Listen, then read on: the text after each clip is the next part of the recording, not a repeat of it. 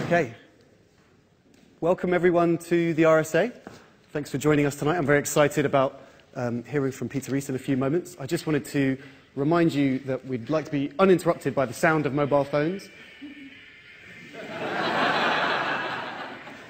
But we're happy for you to keep your phones on and to use Twitter. The hashtag for the event is RSA Rees. And also a welcome to our online audience. This event is being filmed, so there are people joining us from around the world to hear from Peter. So I'm Jonathan Schiffers. I'll be chairing tonight. I wanted to give a bit of background to what we're up to at the RSA and where this interesting talk and debate is going to fit into that. I guess my personal background, I used to be a planning consultant, so I was trying to get developments approved by people like Peter. And personally, I've always been interested in how the built environment affects the social and economic opportunities, especially in cities. And now here at the RSA, we're working on a year-long project which is coming to its final conclusion in a month in this room. And that project is called the City Growth Commission, and it's about how UK cities can reach their maximum potential in economic and in social performance and really emulate some of the successes that we've seen in London in the last 30 years. And as we go forward at the RSA, we're learning from people, the likes of Peter, to work with developers, with housing associations, with local authorities, with heritage organisations and others. And I guess we're all interested here, and I hope you're interested too, to understand how institutions, practices and policies support the kind of places and communities that we want to live in, places where the power to create is accessible and well distributed. This annual lecture was endowed by Lord Alfred Bosham, a fantastic architect and politician, in 1965. And the Bosham family have kindly continued to support these events, and we're very grateful for that, and they join us here tonight. We hope you can stay for a reception after the talk at 7 p.m. And in light of all this activity at the RSA and this legacy and continuing honour of the Bosham family, we're welcoming Peter Rees. So a bit about Peter for a minute. Peter is the Professor of City Planning, Places and City Planning at the Bartlett, UCL's Faculty for the Built Environment. He'll speak for about 20 minutes, and then we'll expand on his talk with some questions on stage, and then we'll have 20 minutes for questions from the floor and from via Twitter for our online audiences. As Chief Planning Officer for the City of London for 30 years, Peter led a huge period of planning, regeneration, renewal, new building in the city. Prior to that, Peter worked in private practice as an architect and for the London Borough of Lambeth on conservation and regeneration, places like Brixton and Vauxhall. Peter's a founding member and director of the British Council for Offices. He received their President's Award in 2003 for presiding over one of the most extensive periods of redevelopment in the city's long history. And in 2012, he was honoured with an honorary fellowship from the Royal Institute of British Architects for his services to architecture. So if you've got an opinion on the London skyline or the way the streets feel or the way the culture of the city is changing, then I'm sure you'll no doubt join me in welcoming hearing from Peter Rees.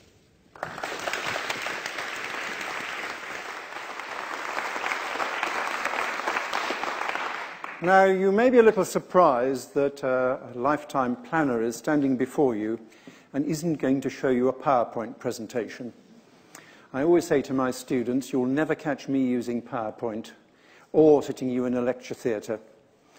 You don't need to do that in London. All the questions and all the answers are just outside. So as far as I'm concerned with students, I just take them out into the streets and say, now, let's look at London, let's learn about it, let's see what's right and what's wrong. I can't do that with all of you tonight. You're far too many to walk to the pub. Otherwise, of course, I would have done. That's what I was doing only last night with the top planners from Hamburg, walking them around the city, trying to find a good pub, because that seemed to be their greatest interest. I don't need to use pictures for another reason. I look at you and I see before me a Radio 4 audience. You've brought all the pictures with you. They're in your minds. All I have to do is to flip the right switch at the right moment, and you will see the picture I want you to see. So let's see if this works. 1985, City of London, very drab place. It was so drab that the image that the world's media used to describe the city was a shot across London Bridge in the morning rush hour telephoto shot, so people look really packed together. And it was men in bowler hats, rolled umbrellas, and briefcases, heads down, trudging across the bridge from London Bridge Station into the city to their place of work. They looked just like the slaves in the opening scene of Metropolis by Fritz Lang, that early silent film. They looked bloody miserable, if I might say so. And the reason is they were coming to a workplace. They were coming to somewhere where they earned their money, and that was all. And that was the image of the city, bowler-hatted men, and all men in those days virtually, coming to work in a workplace. Now, the shot they never showed you on the television was the shot at 5 o'clock in the evening, when those same bowler-hatted chaps ran back over London Bridge to the station so they could go home to the suburbs for fun. Yes, it's true. In those days, the suburbs were more fun than the City of London. Now, when I took over as chief planner, I thought we ought to do something about that.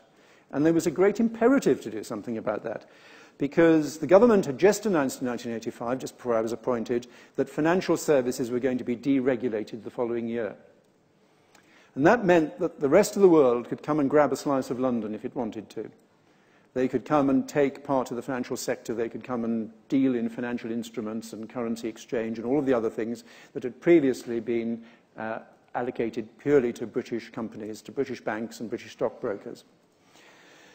So it was obvious to the City Corporation that we would need a new plan with new policies, if only to provide the space to accommodate all of these people. However, as you will all be aware, I'm sure, the City of London is the historic centre of London. It's been there for 2,000 years, ever since some drunken Romans sailed up the river and ran aground. And luckily ran aground at a point where there were two very low hills alongside the river on the north bank. One of them where St Paul's now stands, and the other where the Lloyd's building stands, Cornhill. And that was an ideal place to build a settlement. South London was no good. Sorry, I didn't say South London is no good. I said South London was no good for them to build that settlement, because, of course, in those days there was no embankment on the south side of the river, and the river flooded into a very marshy area. So the north bank with these low hills was ideal. And from that day onwards, London was about trade. The Romans built a settlement for import-export, and 2,000 years later, it's still going strong, doing exactly the same thing, except now it's done through virtual trade on computers rather than in actual goods being unloaded off ships and traded in the warehouses. So that's a tremendous heritage. And if you're thinking of new planning policies for a place, you destroy those mechanisms, those networks, and that heritage at your peril. After all, it's one of the greatest assets that you have. It's a 2,000-year trading history. And a 2,000-year trading history built on a very simple ingredient. The key to the city's success has always been, and will always be, gossip. If you're in the middle of a desert, you need water holes. But people go to water holes for two reasons. The first reason is they need water, quite obviously. But the second, and probably more important reason as far as most of them are concerned, is that's where the gossip is. They go to the water hole to learn the gossip and to take it back to their houses. So even in a very basic society in the middle of a desert, people, as social animals, depend on gossip. Now, you multiply the complexity of the organisation of the society to something like the City of London, and you think, oh, people are far too sophisticated. Not a bit of it. Gossip is just, if not even more important. And gossip, or at least the gossip we all really want, and which you'll hopefully wheedle out of me towards the end of the evening, is the gossip that will not go onto the internet. It's something that you'll only get face-to-face, the hot gossip, the juicy gossip. I had a group of 9-year-old school children who came down from a little school in Cumbria about 18 months ago to visit London. Their headmistress had seen something I'd done on television and emailed me and said, would I be prepared to tell them about the city, because they were fascinated by the tall buildings. And I said, yes, I'd be delighted. And then I thought to myself, well, how on earth am I going to explain the City of London to a group of 9-year-old children who've never been further than Carlisle? And they hadn't. Anyway, we built the whole day up. They got on the train to come down. Radio Cumbria rang me on the phone and interviewed me live on air, and they were listening on their little transistor radios, and they'd been interviewed the day before, so it was a really big build-up. They arrived in the city, they came into our marketing suite, and they saw a model of the City of London with a cluster of towers and the river, and their mouths open, and they looked at it, eyes wide open. And I said, no, then. I said, I've got to explain how this works, and it looks really complicated. And they all nodded. And I said, do any of you know about beehives? Oh, the hands went up. They all knew about beehives. They were all keen to tell me exactly how a beehive worked. And I said, well, if you look at that cluster of tall things over there, those are all beehives. Except inside, you won't find bees, you'll find bankers. Now then, I said, what do bees do in a bee? They make honey, of course. Well, I said, in this case, it's money, not honey. But I said, in order to do so, what do the bees need? Oh, well, the bees need to go and get nectar. Exactly, I said. And the bankers need a pub and a restaurant to go to get their nectar. And what happens when bees are gathering nectar? Oh, they brush up against the stamens and they collect the pollen and they take it to another plant. They knew all about this. I said, exactly. Now, those bankers, when they're getting their nectar, are busy overhearing what other bankers are saying, the gossip. And then they fly back to their beehive or bank and they take that gossip with them and they make more money out of it.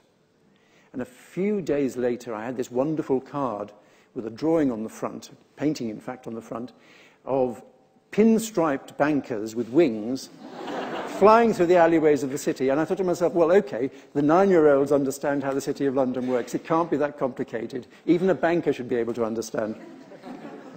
So there we have this, 1985, this boring place, except that it has all of this gossip going on. So it's working, but it's not very attractive.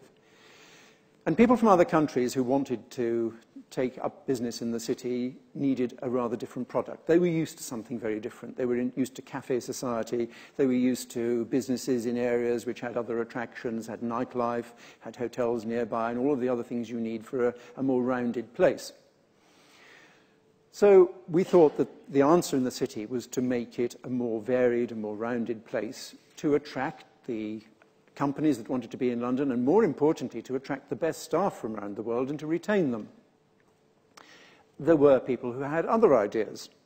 There was a certain American gentleman called G. Ware Travelstead. I know it doesn't sound very likely, but that was his name. I've forgotten what the anagram was. We worked it out at one time. Maybe one of you can remember afterwards, but we did find a very good anagram for his name. Anyway, he'd been retained by a large American bank called Credit Suisse First Boston to find them a base in London so they could take a big slug of this financial action. And he'd looked at a site in the city, a whole block between Cornhill and Throgmorton Street. And he thought that it would be possible to just clear this site and put up a 1 million square foot tower.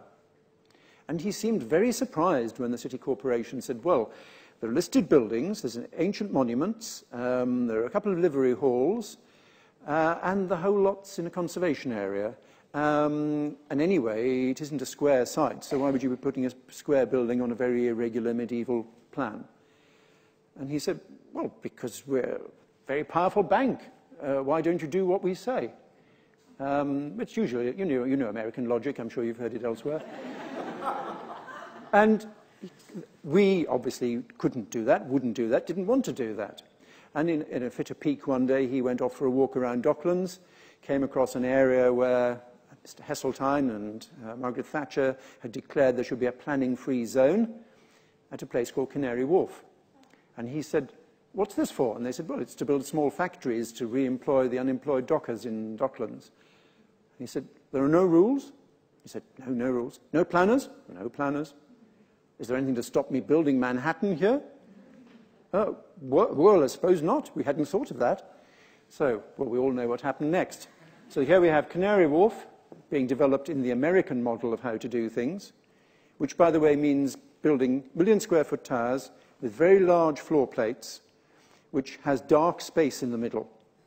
And you know how well you're getting on in an American company by how much light you're given. You start your career in the dark near the lifts and the photocopiers. If you're not sacked in the first 6 months, you progress gradually towards a window.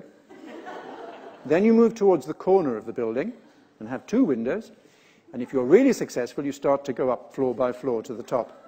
So you always know how well you're getting on. I've never quite worked out what happens when they get to the top floor, but maybe there's an ejector seat or something. But in British terms, of course, that wasn't the way we did things.